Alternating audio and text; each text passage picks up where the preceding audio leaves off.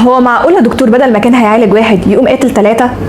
زمان في القرن ال 18 لما كان في حد بيتجرح كان الجرح بتاعه بيبقى معرض للغرغرينه، وطبعا علاج الغرغرينه هو بتر الطرف المصاب، وعشان للاسف في الفتره دي ما كانش فيها تخدير، فكان لازم قبل عمليه البتر دي ان المريض يغيب شويه عن الوعي، فكانوا بيخبطوه بشاكوش على دماغه، ولازم بقى العمليه تتعمل بسرعه جدا قبل ما يفوق. وهنا بقى ظهر دكتور اسطوري اسمه روبرت ليستون، كان بيعمل اصعب عمليه بتر في دقيقتين او 3 بالكتير قوي قوي. وطبعا كل شخص وليه غلطاته وزلاته وحظه المش كويس، بس للاسف دكتور روبرت ده كانت غلطته كبيره جدا، يعني زي ما كان محقق رقم قياسي في السرعه كمان حقق رقم قياسي في معدل الوفيات وهو معدل 300%.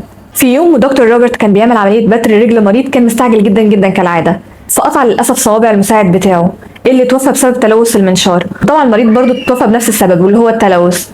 ولسوء حظه كمان كان واقف راجل عجوز بيتابع العمليه دي، والدكتور بيعمل العمليه جه دم على لبس الراجل ده، فاول ما شاف الدم على لبسه جات له ازمه قلبيه ومات فورا. كده روبرت سجل معدل وفيات 300%، بدل ما كان بيعالج واحد ماتوا 3.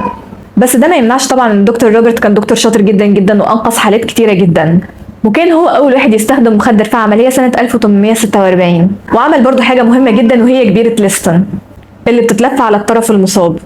وطبعا نحمد ربنا ان احنا ما كناش موجودين في العصر ده.